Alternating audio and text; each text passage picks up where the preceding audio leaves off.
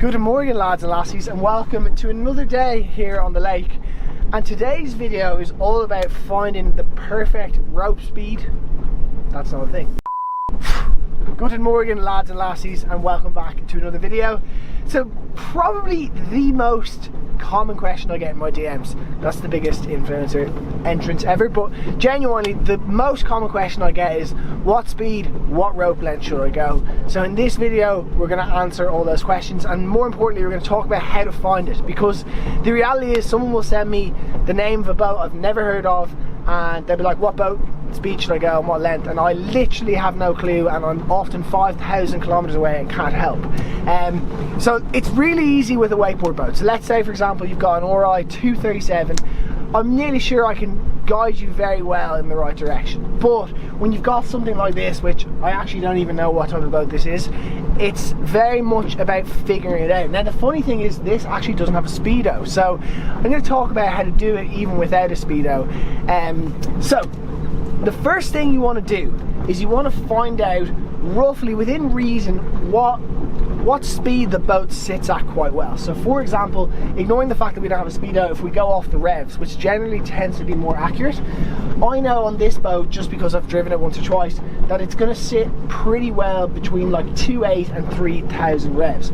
Now what I mean by that is, let's say if we're using miles per hour, it sits at about 20, 21. It's not losing or gaining speed of that. So when I accelerate, and we get it up to speed, so now I have it sitting at about 2,800, and the boat here sits quite well. So the boat is not going to gain speed or lose speed too easily. If I drop that to 2.6, the boat is going to lose speed slowly. So as you can see, I'm not sure if you can really feel it, but we've just gone from about 18 miles per hour and we're going slower and slower, and we're probably down at like 13 or 14. So I'm not sure if you can see that on the camera, but if you look at the wake now, if you just show the wake. So the reason that's happening is basically because it's going off the plane. But again, likewise, if you put it too fast, then you won't be able to wakeboard at it. So the first thing I would advise is actually figuring out what speed your boat sits at quite comfortably, because obviously in something like a Centurion you're going to have perfect pass and zero off and all these things that will hold the speed perfectly. But if you don't have that luxury, you need to kind of accommodate to the boat and then find your rope length. One of the key kind of ingredients, or let's say criteria, to finding the perfect speed and the perfect length is to actually look at the wake. And if the wake is foaming, it means you're either going too slowly or your rope is too long. And truth be told, the easiest thing is to just do it once. So you got to go out there and feel it out. So pick a random length. I'm going to throw it out for the first time at 65 feet. I'm going to see what it looks like and I'll make a decision from there.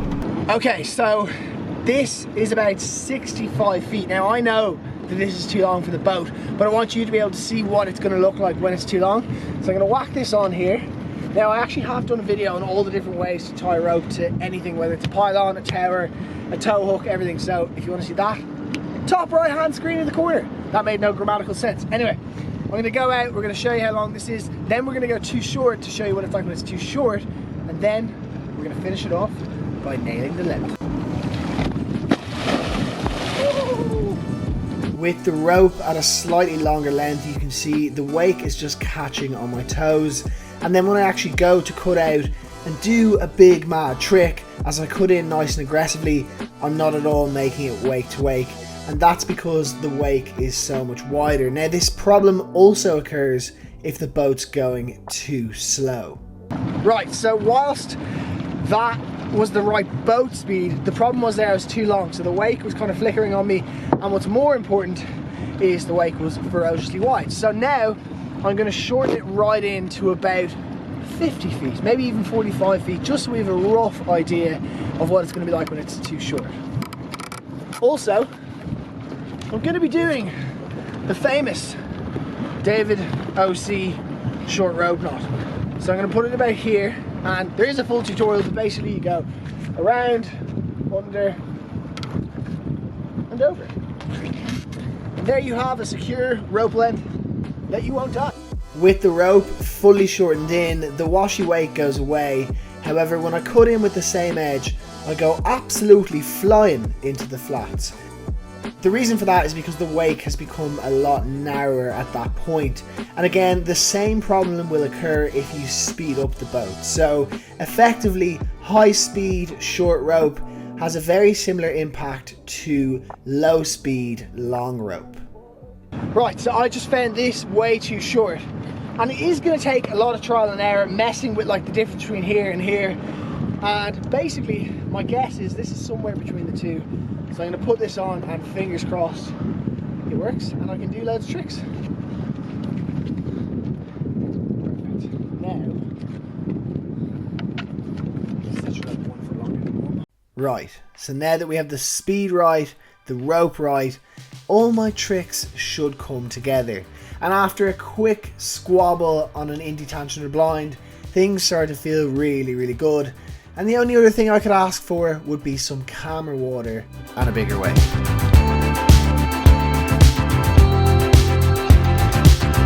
So here we go again, it's no surprise, 'cause we know better than to